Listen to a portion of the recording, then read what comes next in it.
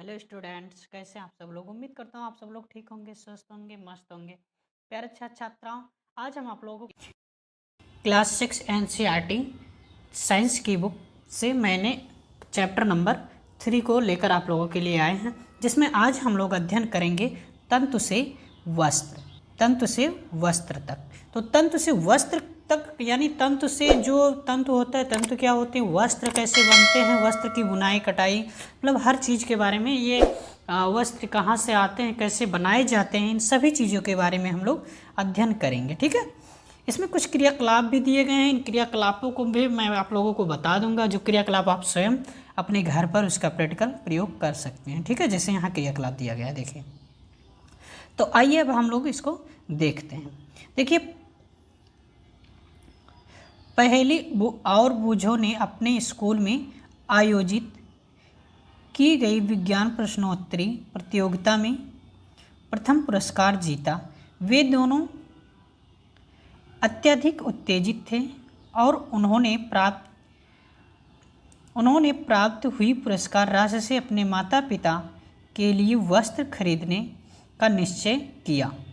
वे कपड़े की दुकान पर वस्त्र सामग्री की विस्तृत विविधता देखकर उलझन में फंस गए। यानी पहेली और बूझो नाम के दो छात्र थे। ठीक है। दोनों स्टूडेंट क्या किए, वो स्कूल में आयोजित जब विज्ञान की प्रश्नोत्तरी की प्रतियोगिता की गई, यानी विज्ञान में प्रश्नोत्तर को पूछताछ इस प्रकार से प्रतियोगिता किया गया, जिसमें वो दोनों लोग पुरस्कार जीत गए। यानी प्रश्नों का उत्तर उन्होंने सही सही दिया और पुरस्कार जीत गए। वे दोनों अत्यधिक उत्तेजित थे और उन्होंने प्राप्त हुई पुरस्कार राशि से अपने माता पिता के लिए वस्त्र खरीदने का निश्चय कर लिया। उन लोगों ने क्या किया कि सोचा कि अगर हम लोग पुरस्कार जीत गए हैं तो अपने माता पिता के लिए हम लोग वस्त्र खरीदेंगे। ठीक है। वस्त्र खरीदेंगे। हर कोई छात्र छात्रा चाहता है कि अगर हम लोग अगर कुछ चीज़ें हम अपने पुरस्कार अगर हम जीते हैं, पैसे जीते हैं या फिर कोई भी वस्त्र, तो अपने माता पिता को हम लोग पहले देते हैं, पहले दिखाते हैं और माता पिता का आशीर्वाद लेते हैं। ठीक है। तो ये हमारे भारत की एक बहुत ही अच्छा परंपरा, संस्कृति जिसे कहा जाता है, बहुत अच्छा चीज़ है। ठीक है। तो हम सभी चाहते हैं कि अगर हम लोग कोई देखिए, आप लोग पढ़ लिख के अगर कोई भी कुछ बन जाता है या कमाते हैं खाद, तो हम लोग क्या करते हैं कि अपने माता पिता के लिए पहले वस्त्रों का प्रयोग करते हैं। यानी हम लोग चाहते हैं कि हम माता पिता की जो भी ज़रूरत है उनको हम लोग दें। ठीक है। अब देखिए, ये अपने माता पिता को लेकर कपड़े की दुकान पर पहुंच गए। वहाँ तमाम प्रकार के कपड़े की सामग्री देखकर ये लोग उलझन में फंस गए कि ये सब चीज़ें, वस्त्रों की कपड़े जो है, ये कैसे बनाए गए हैं, क्यों बनाए गए हैं। तो आइए हम लोग देखते हैं उनके बारे में। ठीक है। दुकानदार ने उन्हें यह समझाया कि कुछ कपड़े अथवा वस्त्र सूती हैं तो कुछ संश्लिष्ट यानी कृत्रिम है, बनाए गए हैं। ठीक है। कृत्रिम यानी कि बनाया हुआ। ठीक है। जो हाथ से बनाया गया, बुना गया है। उसके पास ऊनी मफलर तथा साल भी थी। ठीक। दुकान में बहुत सी रेशमी साड़ियाँ भी थीं। पहेली तथा बूझो अत्यधिक उत्तेजित दिखाई दे रहे थे। उन्होंने इन विभिन्न कपड़ों को स्पर्श किया और उनके बारे में जानकारी प्राप्त की। अंत में उन्होंने एक ऊनी मफलर तथा एक सूती साड़ी खरीदी। उन लोगों ने क्या किया, तमाम कपड़ों को देखा दुकान में, और दुकानदार ने कहा कि यहाँ सूती कपड़े, संश्लिष्ट यानी कृत्रिम रेशे के कपड़े भी बनाए गए हैं, जो आपको पसंद आए वो कपड़े आप ले लीजिए। ठीक है। तो उन लोगों ने क्या किया, मफलर तथा साल भी थे। ठीक है। दुकान में बहुत सी रेशम साड़ियाँ भी थीं। पहेली तथा बूझो अत्यधिक उत्तेजित दिखाई दे रहे थे। यानी जब वो कपड़े खरीद रहे थे तो उनके चेहरे पर खुशी की झलक दिख रही थी और उनको बहुत अच्छा लग रहा था कि हम लोगों ने आज अपने माता पिता के लिए कपड़े खरीद रहे हैं, है ना। उन्होंने इन विभिन्न कपड़ों को स्पर्श किया। उन लोगों ने क्या किया, स्पर्श किया यानी छुआ, उसको देखा कि ये कपड़े किस प्रकार से ऊनी हैं, कौन से कृत्रिम कपड़े हैं, किस प्रकार से हैं। ठीक है। तो इस प्रकार से उन लोगों ने स्पर्श किया और उनके बारे में जानकारी प्राप्त की। अंत में उन्होंने एक ऊनी मफलर तथा एक सूती साड़ी खरीद ली। उन लोगों ने क्या किया, एक ऊनी मफलर और एक साड़ी खरीद ली। ठीक। अब देखिए उन लोगों ने क्या किया, कपड़े की दुकान का भ्रमण करने के पश्चात पहेली और बूझो ने अपने आसपास में विभिन्न प्रकार के वस्त्रों को ध्यान से देखना आरंभ कर दिया। उन्होंने यह देखा कि बेडशीट यानी बिस्तर पर बिछाने की चादर,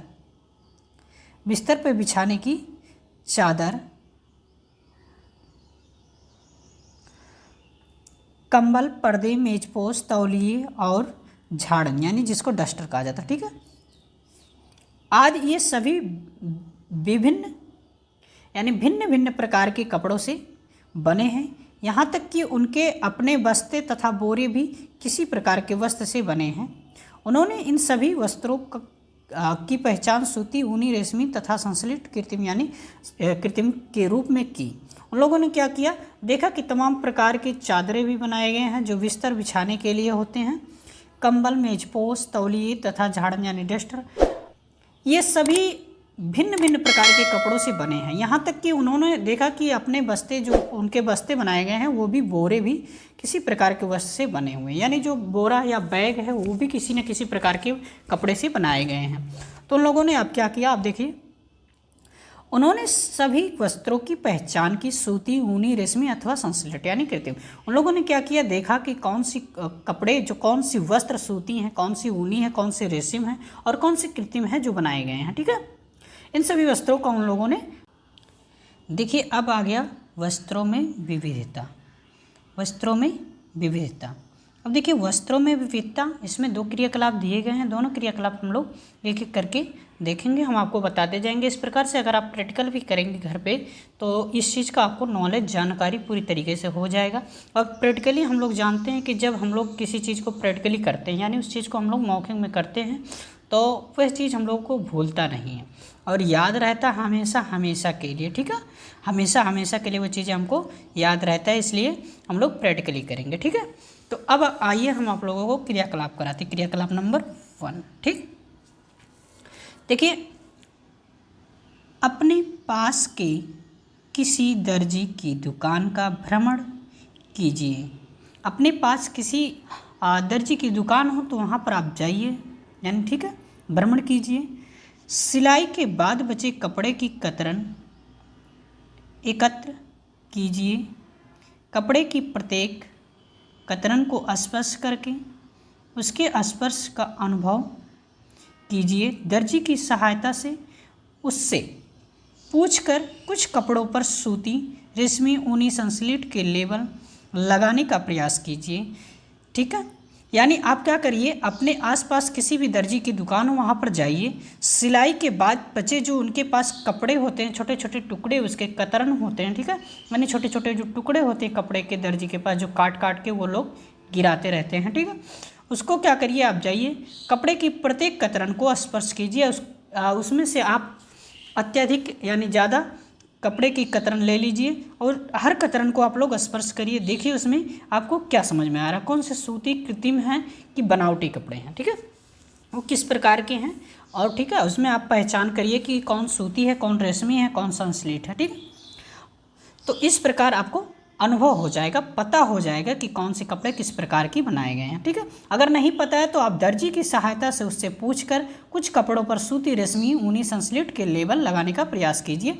आप वहाँ पूछिएगा, उसके बाद आप क्या करिएगा, उनकी सहायता से दर्जी से जो कपड़े आपको नहीं समझ में आ रहा है कि ये कौन सी कपड़े हैं, रेशमी है या सूती है या ऊनी है, तो आप दर्जी से पूछिए और उसके बाद उस पर आप लेबल लगा दीजिए, यानी उसका पहचान बना लीजिए कि ये इस प्रकार के सूती होते हैं, ठीक है। क्या आप जानना चाहते हैं कि ये विभिन्न कपड़े किस प्रकार बनते हैं? क्या आप जानते हैं कि ये जो कपड़े होते हैं ऊनी, सूती, रेशमी, ये किस प्रकार से बनते हैं जो हम लोग पहनते हैं, है ना। क्या आप किसी कपड़े का अवलोकन करते हैं तो वह एक सतत टुकड़ा प्रतीत होता है। अब इसे ध्यान से देखिए, आपने क्या देखा। देखिए जैसे आपको एक कपड़े का टुकड़ा दिखाई दे रहा है, ये कपड़े का टुकड़ा है, ठीक है, ये कपड़े का टुकड़ा है जो आपको दिखाई दे रहा है, ठीक है। तो ये कपड़े का टुकड़ा है जो आपको दिखाई दे रहा है, ठीक है। और यहाँ आप देख सकते हैं ये क्या है, ये एक दुकान है कपड़े की, ठीक है। उस कपड़े की दुकान में देख रहे हैं कि तमाम प्रकार के कपड़े आपको दिखाई दे रहे हैं, ठीक है। जैसे आपको देख सकते हैं इस पर ब्लैक, वाइट, तो इसमें कुछ कपड़े रेशमी हैं, कुछ सूती हैं, कुछ और कृत्रिम कपड़े हैं, तो तमाम प्रकार के कपड़े आपको यहाँ दिखाई दे रहे हैं। ठीक है, जैसे आपके चौराहे पर दुकान है कपड़ों की, है ना। ओके, ठीक है। आइए अब हम लोग क्रियाकलाप नंबर 2 देखते हैं। ठीक, अब क्रियाकलाप नंबर 2 में देखिए,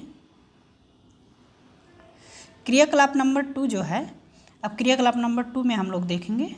ठीक है, देखिए क्रियाकलाप नंबर 2, सूती कपड़े का वही टुकड़ा चुनिए जिस पर आपने क्रियाकलाप नंबर 1 में लेबल लगाया था। आप क्या करिए, सूती कपड़े का वही कपड़ा लीजिए, चुनिए जिस पर आपने क्रियाकलाप 1 में लेबल लगाया था, पहचान किया था। ठीक है, इसके एक सिरे पर कोई ढीला धागा या तागा ढूंढने का प्रयास कीजिए। ठीक, और इसे बाहर खींचिए। यदि कोई ढीला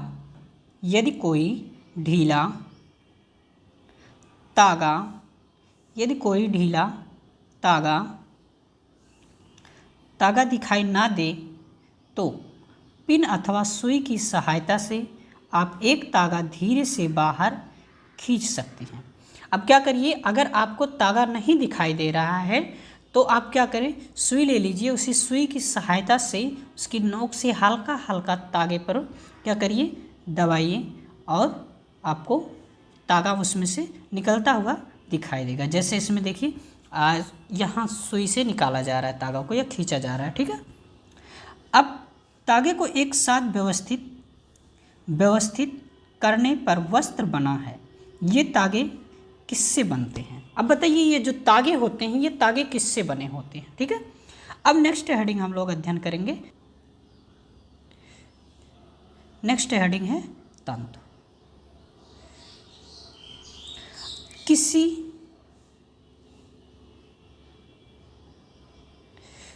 किसी सूती, ये तो ऐसे है तागा। ठीक है, किसी सूती कपड़े के टुकड़े से कोई तागा बाहर निकालिए। इस तागे के टुकड़े को मेज पर रखिए। इस तागे के टुकड़े के एक सिरे को अपने अंगूठे से दबाएं। तागे के दूसरे सिरे को इसकी लंबाई के अनुदिश चित्र में जैसे दिखाया गया, ठीक है, उस प्रकार से क्या करिए, दर्शाइएगा। इसके अनुसार अपने नाखून से खींचिए। क्या आप इस सिरे को यह देख सकते हैं कि तागा पतली लड़ियों में विखंडित हो गया है? अब देख सकते हैं कि वो क्या होता है, फिर वो पतली लड़ियों में विखंडित हो गया है। ठीक है, अब देखिए जैसे यहाँ दिखाई जा रहा, आप देख सकते हैं यहाँ पर देखिए, आपको यहाँ इस हाथ से इस प्रकार से ये तागा निकाल कर दिखाया गया है। यहाँ तागा पतली लड़ियों में विखंडित हो जाता है। देखिए यहाँ देख रहे हैं, इस बीच में है ना, इसके बीच में देखिए तागे लड़ियों में विखंडित हो जाता है तंतु से वस्त्र तक, यानी ये वस्त्र यहाँ पर बनाए जा रहे हैं। अब देखिए यहाँ इसमें आप देख रहे हैं एक पहेली है, इस पहेली को हम लोग अभी पढ़ेंगे। ठीक है, इसके पहले हम लोग पिछला पहले देख लें। ठीक है, यहाँ आइए, अब यहाँ के बाद हम लोग उस पहेली को देखेंगे। ठीक है, अब देखिए सुई में तागा को पिरोने का प्रयास करते समय भी आपने ऐसा ही परीक्षण किया होगा। कई बार तागे का यह सिरा कुछ पतली लड़ियों में पृथक हो जाता है। ऐसा होने पर तागे को सुई के नाके से गुजारना कठिन हो जाता है। तागे की ये दिखाई देने वाली पतली लड़ियाँ भी और अधिक पतली लड़ियों से मिलकर बनी होती है, जिसे हम लोग क्या कहते हैं, तंतु कहते हैं। जिसे क्या कहते हैं, तंतु कहते हैं। ठीक है, वस्त्र तांगों या धागों से मिलकर बनते हैं तथा तागे भी आगे तंतुओं से मिलकर बने होते हैं।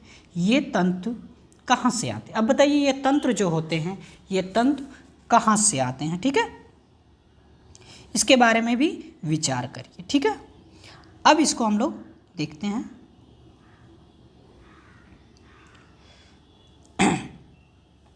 अब देखिए, कुछ वस्त्रों जैसे सूती, जूट, रेशमी तथा ऊनी के तंतु पादपों तथा जंतुओं से प्राप्त होते हैं। यानी कुछ जैसे जूट हो गया, सूती, रेशमी कपड़े हो गए, ऊनी हो गए, ये सब जंतुओं से, कुछ जंतुओं यानी जानवरों से प्राप्त किए जाते हैं। अब जो भेड़ बकरी इनसे बनाए जाते हैं, उनके बालों को काट काट कर बनाया जाता है। ठीक है, उनको प्राकृतिक तंतु कहते हैं।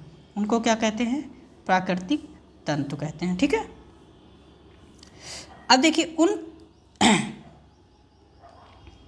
ऊन तथा रेशम जंतुओं से प्राप्त होते हैं। ऊन भेड़ अथवा बकरी की कृत्रिम ऊन से प्राप्त होती हैं।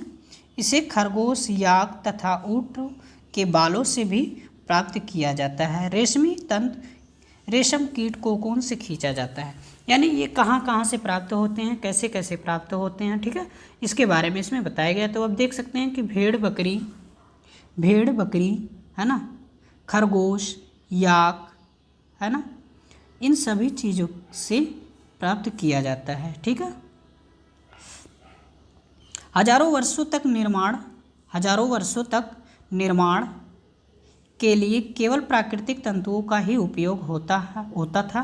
पिछले लगभग 100 वर्षों से ऐसे रासायनिक पदार्थों जिनका स्रोत पादप अथवा जंतु नहीं है, ऐसे तंतुओं का निर्माण किया जा रहा है। इन्हें संश्लिष्ट तंतु कहते हैं। ठीक है, जिसको पॉलिएस्टर, नायलॉन और एक्रिलिक संश्लिष्ट तंतुओं के लिए कुछ उदाहरण हैं।